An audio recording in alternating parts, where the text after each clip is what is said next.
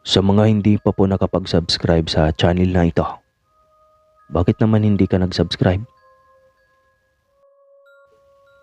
Isang mapagpalang araw po sa inyo at sa lahat ng mga listeners sa channel na ito. Tawagin niyo na lamang po ako sa pangalang Idna. Hindi ko totoong pangalan. Kasalukuyan ay nasa 40 taong gulang na ako sa ngayon at may sariling pamilya. Ang kwentong ibabahagi ko sa inyo ay nangyari sa akin noong ako ay dalaga pa lamang. Hindi naman sa pagmamayabang maganda ako at sexy noon. Marami ang nagkakagusto sa akin dahil sa kakaiba kong ganda na naman ako sa Espanyol kong ama. Ang sabi ng nanay ko ay nabuntis siya ng anak ng amo niyang Spanish. Noong OFW pa siya sa Madrid. Saktong patapos na ang kontrata niya noon dahil sa takot ay hindi na siya bumalik pa. Dahil ikakasal na daw umano noon ang ama ko. Kaya tinago ni nanay ang pagbubuntis. Iyon ang sabi sa akin ni Nanay Sir Caspar. Noon, kahit na marami ang nanliligaw sa akin ay hindi ako nakikipagrelasyon, sir. Gusto ko kasi na maging maayos muna ang buhay ng nanay ko bago ako pumasok sa isang relasyon. Hindi na kasi ito nag-asawa pa dahil nakatuon sa akin ang buong atensyon nito. Hanggang sa makapagtapos ako ng kolehiyo. Hindi ko sukat akalain na magbabago ang pananaw ko simula nang makilala ko si Renato. Umuwi kami sa Bulacan noon dahil binabaha sa dati naming tinitirhan sa Marikina. Maayos naman ang bago naming nilipatan. Lumang bahay iyon nila nanay noon. Ngunit dadaan ka muna sa isang lumang baryo na napapalibutan ng malalaking puno bago ka makarating sa mismong bahay. Naglalakad ako noon pauwi galing sa trabaho nang may napansin akong lalaking nakaupo sa ilalim ng isang malaking puno. Nang mapansin ko ang pananamit nito, kulay brown na mahaba na parang isang prinsipe noong unang panahon. Napapangiti na lang ako. Noon lang kasi ako nakakita ng ganoong lalaki na parang may kakaiba dito. Halos araw-araw ko siyang nadadaanan doon. Hanggang sa isang araw, naagaw nito ang atensyon ko. Kung sino ba ang kinakatagpo nito sa punong iyon dahil lagi itong naroon na parang may hinihintay. Nang araw kasi na iyon, hindi ko siya nakita kaya lumapit ako sa puno na palagi nitong tinatambayan sa lumang baryo na iyon. Napatalon ako sa gulat nang may nagsalita sa likuran ko. Nang lumingon ako ay iyong lalaki na palagi kong nakikita. Napakagwapo pala nito sa malapitan at singkit ang mga mata na parang kulay berde. Humingi ako ng paumanhin sa lalaki. Ngumingiti lang ito sa akin. Kaya nagtanong ako kung may kinakatagpo ba ito roon. Umiwas ng tingin ang lalaki. Pagkaramdam ko naman ay napahiya ako dahil hindi ito sumagot. Ako nga pala si Renato. Pagpapakilala nito sa sarili nang hindi humaharap sa akin. Ako ang kusang naglahad ng palad ko upang makipagkamay sa lalaki. At kaagad naman niya iyong tinanggap. Pagkatapos kong magpakilala sa kanya ay hindi ko mapigilan ang sarili ko na hagurin itong nang tingin.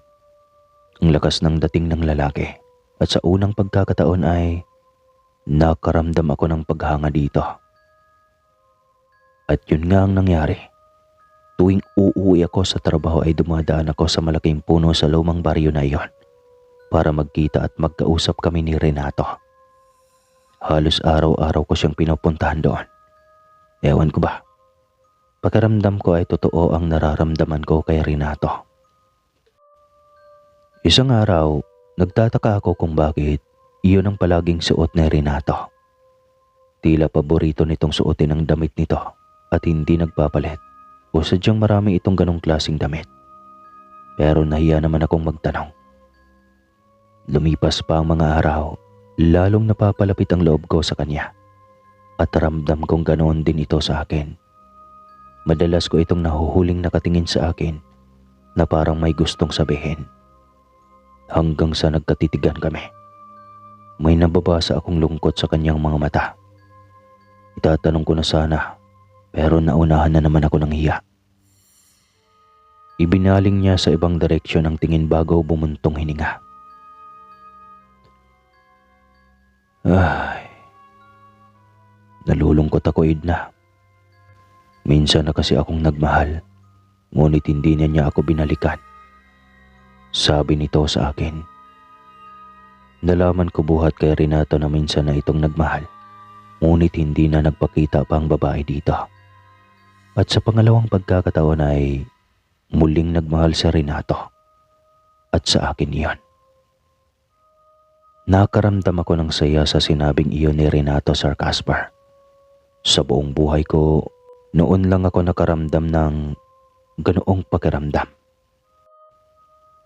Muli pa sana ako magsasalita nang may tumawag na sa akin. Ang tita Lorna ko.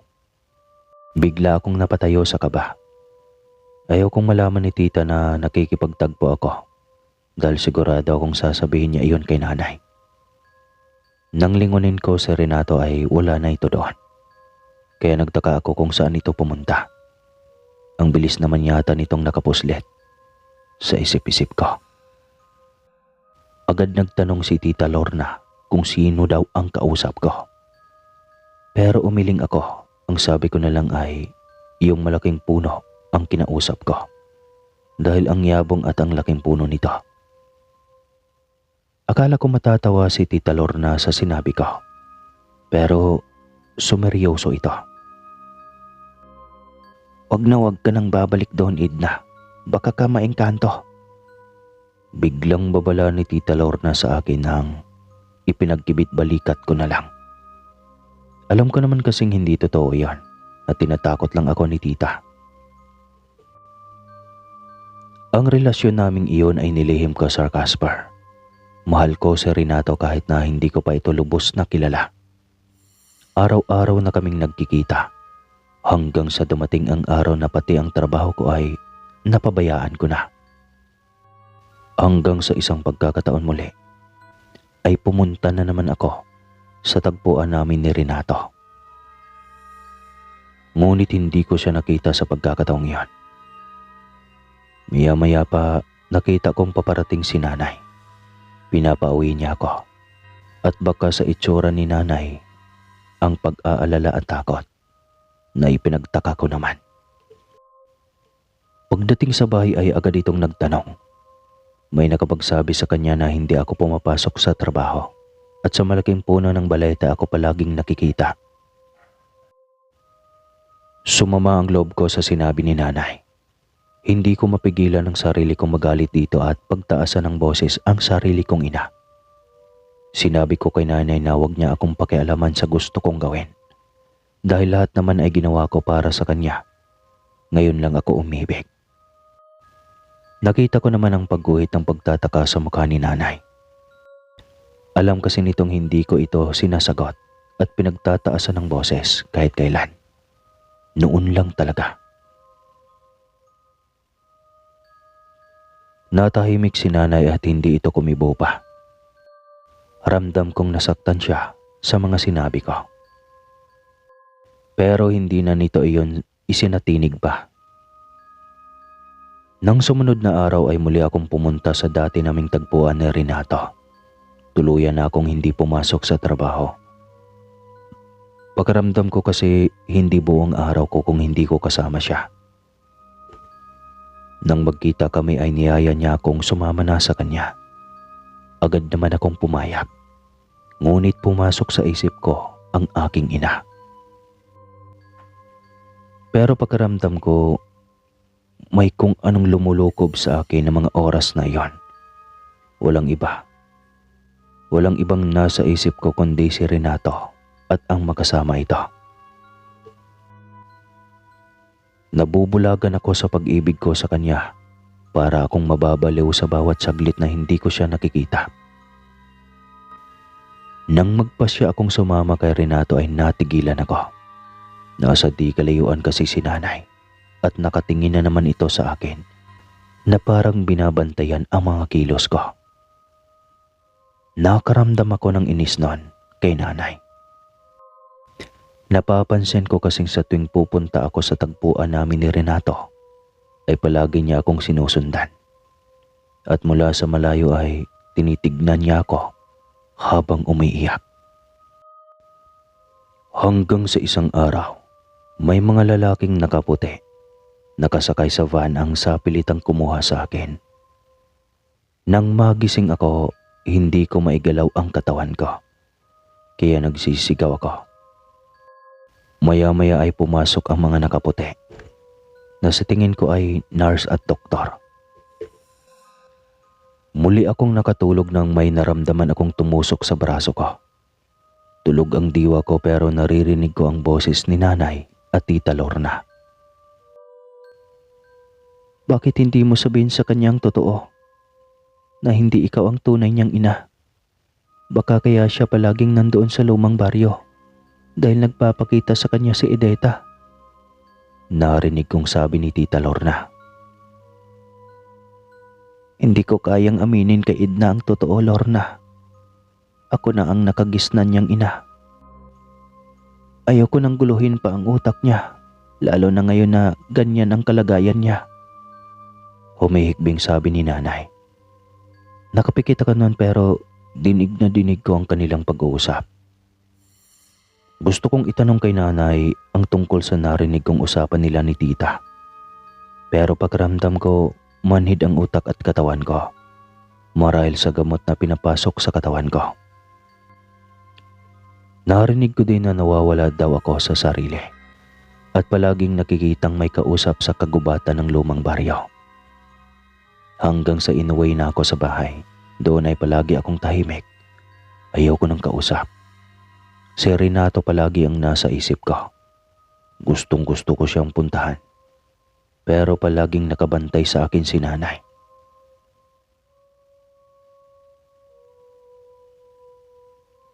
Lumipas ang ilang araw, nakita ko sa labas ng bintana si Renato. Nakatingin ito sa akin.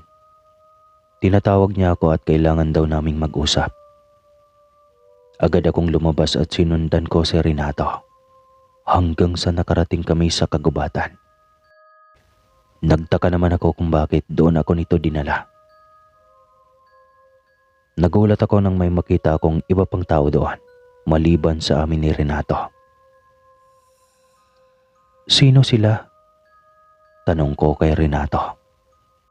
Habang ang mga mata ko ay nakatuon sa apat na nilalang na kasama ni Renato. Ibang-iba ang mukha nila sa mga ordinaryong tao. Mahaba ang buhok at maputlang kutis. At lahat sila ay nakaputi. Napansin kong tila ba pag-iba ng nasa paligid. Naging parang kaharian. At napagtanto ko din ang pagbabago ng mukha ni Renato. Naging katulad din ito sa mga kasamahan niya.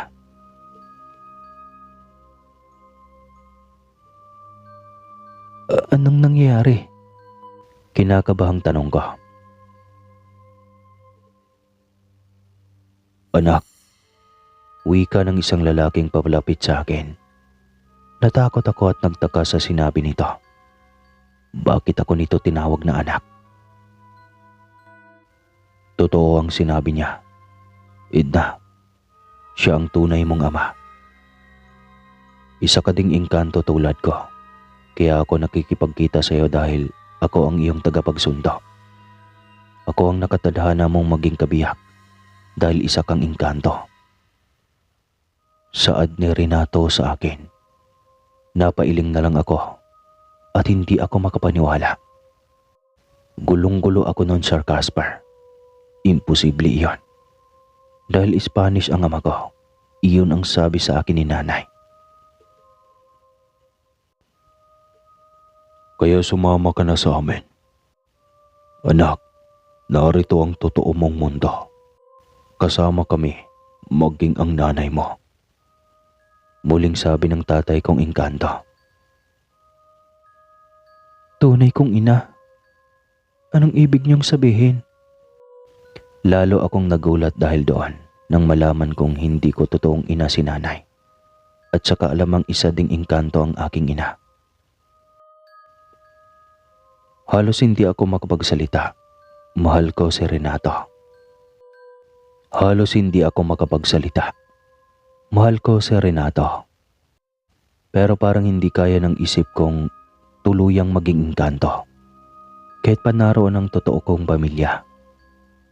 Nagpaalam ako upang pag-isipan ko na ang lahat. Kaagad naman silang pumayag.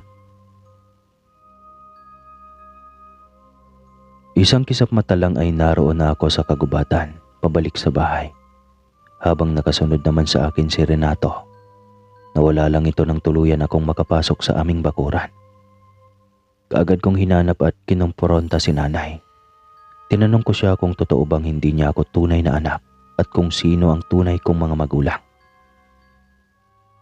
Nagitla si nanay at tumutulo ang luhang tumingin sa akin. Tumango ito at humingi ng tawad dahil sa pagsisinungaling nito sa akin at ayon sa kanya ay pinoprotektahan lang niya ako at ang sabi niya ay ang nakakatandang kapatid nitong si Lorena ang totoo kong ina.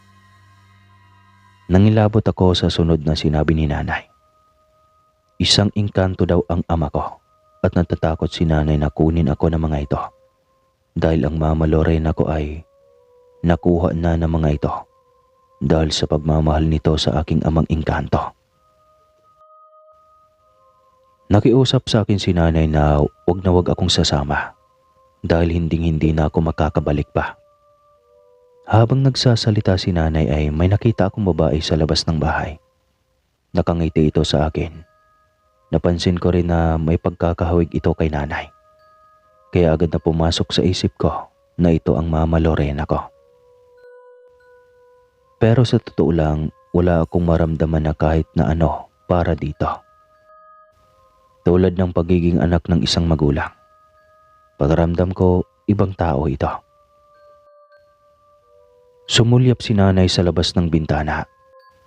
Natakot ito nang makita doon si Mama Lorena. At nanlalaki ang mga mata ni nanay at mahigpit akong hinawakan sa braso. Mabilis nitong sinara ang bintana at sinabing kahit na anong mangyari ay wag na wag akong lalabas ng bahay dahil hindi na raw ito ang totoo kong ina. Simula ng araw na iyon ay palagi kong nakikitang may mga nakaputing palaging umaaligid sa bahay. Isang araw dumating si Tita Lorna sa bahay na may kasamang albularyo. Pagkakita ng albularyo sa akin ay sinabi nitong mayroong mga nilalang na gusto akong kunin at isama sa ibang mundo. Kumuha ito ng isang basong tubig at dinasalan iyon ng maraming beses bago iyon ipinainom sa akin. Ganoon din ang ginawa ng mga ito sa nanay ko dahil papatayin umano ng mga ito si nanay kapag tumutol ito sa gusto ng mga engkanto. Nagdesisyon kaming lisanin ang probinsya ni nanay. Nasabi niya sa akin na kaya sila umalis noon sa lugar dahil sa takot niya noon nang kunin si Mama Lorena. At hindi sukat akalain ni nanay na maging ako ay gusto nilang kunin. Agad kaming nag-impake at gumayak para umalis. May pinapasuot na kwenta sa akin ng albularyo na gawa sa pilak upang matakot sa akin ang mga engkanto. Paglabas namin ng bahay nagulat ako dahil napakaraming nakaputing engkanto ang nasa paligid. Humigpit ang pagkakahawak sa akin ni nanay. Nasa unahan ko naman ang albularyo. May kung anong hinahagis ito sa daan. Kaya nagbigay daan sa amin ang nakaharang na mga engkanto. Lahat sila ay masasama ang tingin sa amin. Ngunit hindi sila makalapit sa amin na tila ba natatakot. Idna, narinig kong pagtawag sa akin ni Renato. Kaya huminto ako at nilingon ito. Hindi mo na ba ako mahal para gawin mo ito sa ating lahi? Tanong nito na may tonong pagdaramdam. Patawarin mo ako. Renato, mahal kita pero hindi ako maaaring sumama sa iyo. Gusto kong mamuhay ng normal. tugon ko. Nakita ko ang lungkot at hindi may paliwanag na emosyon mula kay Renato. Kung tao lamang sana ito. Hinila na ako ng albularyo upang lumayo na sa lugar na iyon habang nakasunod pa rin ang mga ito hanggang sa sakayan. Doon ay nakatanaw ang mga ito sa papalayong tricycle. Muli kaming bumalik sa Marikina. Simula noon ay hindi na nagpapakita si Renato at naging maayos na ang lahat sa amin ni nanay. Humingi din ako ng tawad kay nanay dahil sa mga nasabi ko sa kanya noon.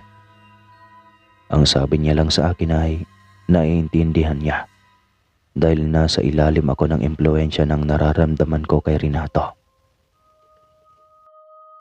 Sa ngayon ay maayos naman kami ni nanay. Wala namang masamang nangyari sa akin. Maliban sa puting ibon na palaging dumadapo sa bintana namin noon. Maliban doon ay wala na. Ngunit noong nag-asawa na ako at ikinasal ay nawala na lang ito kusa.